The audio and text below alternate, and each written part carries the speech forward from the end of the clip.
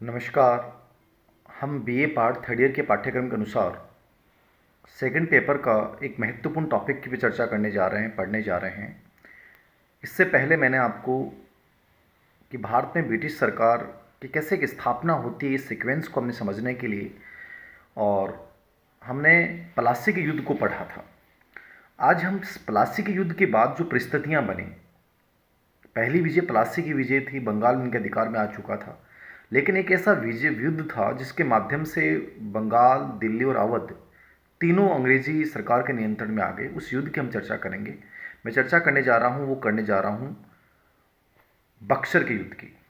चर्चा करने जा रहा हूँ बक्सर के युद्ध की।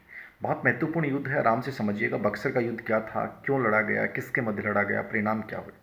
तो देखिए, 1757 में प्लासी के युद्ध में मीर कासिम की हार हो जाती है और अंग्रेज उसके स्थान पे किसको बैठा दिया? मीर जाफर को अंग्रेजों ने बैठा दिया।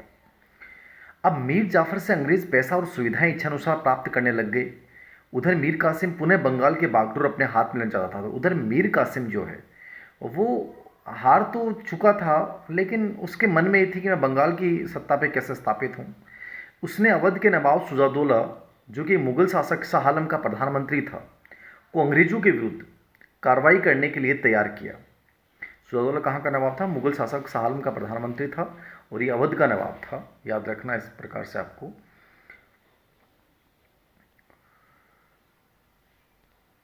के विरुद्ध कार्रवाई करने के लिए तैयार किया। इसके लिए सुजादौला ने शाह आलम की ओर से धमकी भरी चिट्ठी अंग्रेजों को भेजी।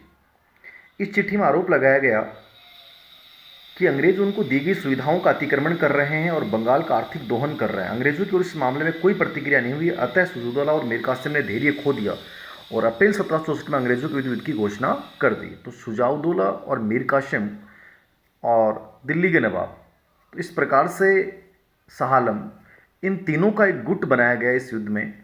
और देखिए परिस्थितियाँ, मीर कासिम, सुजाउद्दौला और शाह आलम। मीर कासिम अवध के नवाब सुजाउद्दौला और सम्राट शाह आलम से संधि कर बंगाल पर अधिकार करने के लिए पटना पहुंचा।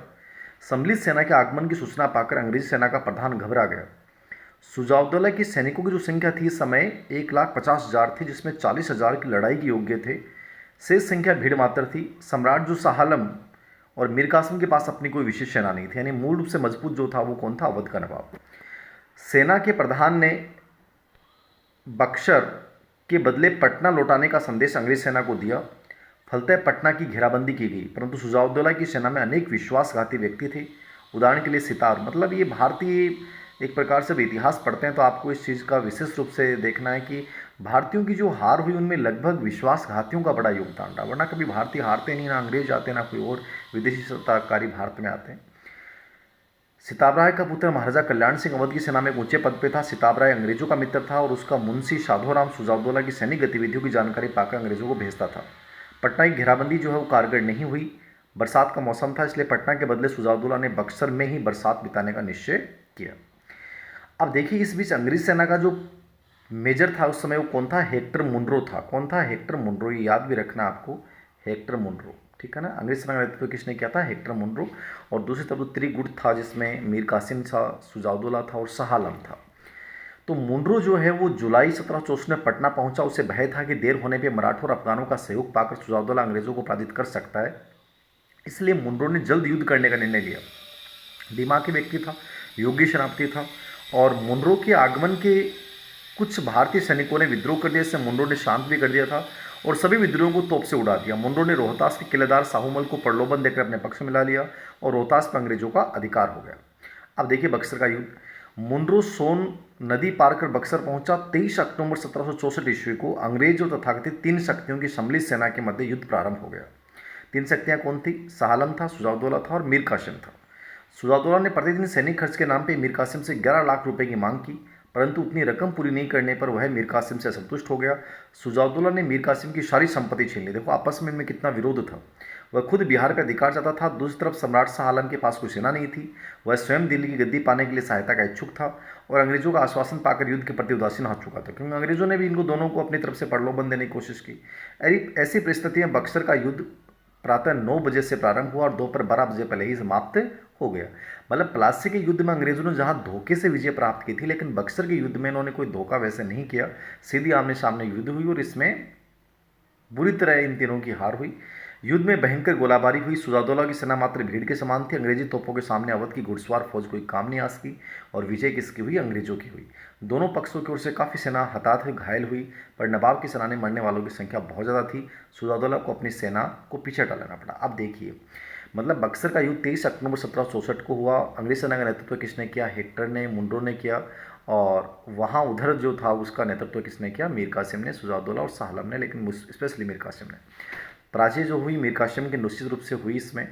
अब देखिए, सुजादौला और अंग्रेजों के मध्य संधि।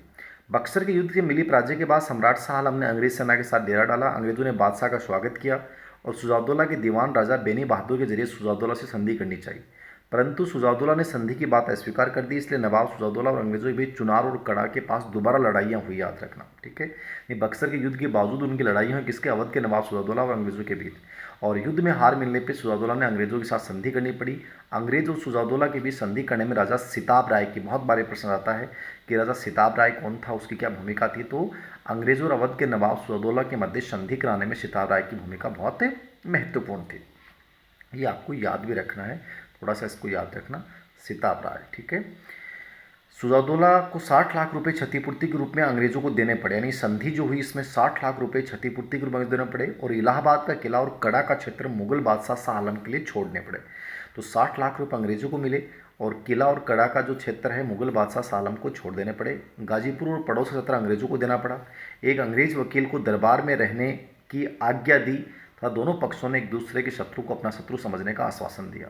तो ये जो संधि थी एक प्रकार से, इसमें क्या हुआ? सुजादौला को 60 लाख रुपए क्षतिपूर्ति के रूप में, इलाहाबाद का किला और कड़ा का क्षेत्र मुगल बादशाह शाह आलम को देना पड़ा और ये वादा करना पड़ा कि एक दूसरे के शत्रु विद्रोहियों को अपने दरबार में शरण नहीं देंगे। और एक अंग्रेजी अधिकारी जो है वो एक प्रकार से सहायक संधि की जो शर्तें थी वो सब के सब यहाँ रख गई। मीर कासिम का सपना चकनाचूर हो गया। संपत्ति छीन जाने के साथ सुजादौला ने उसे अपमानित भी किया। मीर कासिम दिल्ली चला गया, जहाँ शरणार्थी के रूप में अपना शेष जीवन उसने कठिनाई में बिताया। परिणाम क्या हुए इस युद्ध के? तो भारत के निर्णायक युद्ध में बक्सर के युद्ध का परिणाम अधिक महत्वपूर्ण माना जाता है, क्योंकि बक्सर युद्ध बंगाल में तीसरी क्रांति का प्रतीक था। पहली क्रांति प्लासी के युद्ध से शुरू हुई और 1760 में मीर जाफर को हटाकर मीर कासिम को नवाब बनाने के साथ दूसरी क्रांति पूरी हुई। तो आपको याद रखना, तीसरी क्रांति क्या थी?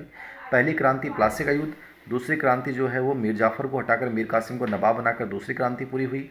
और अंग्रेजों द्वारा बंगाल में जो नाटक खेला जा रहा था उसके तीसरे और अंतिम दृश्य का पटाक्षेप बक्सर के युद्ध के रूप में हुआ, ये आपको याद रखना है। तो तीसरी क्रांति किसे कहा जाता है? बक्सर के युद्ध को तीसरी क्रांति कहा जाता है। आगे देखिए, बंगाल पर अंग्रेजों का वास्तविक रूप से अधिकार हो गया और उत्तर भारत की राजनीति पर उनका प्रभाव बढ़ गया, यानी बंगाल कंप्लीटली अंग्रेजों के अधिकार में आ गया था। प्लासी के युद्ध से शुरुआत हुई थी। बक्सर के युद्ध में अवध के नवाब सुजादौला की पराजय से उत्तर भारत में कोई दूसरी शक्ति नहीं रही जो अंग्रेजों का विरोध कर सकती थी।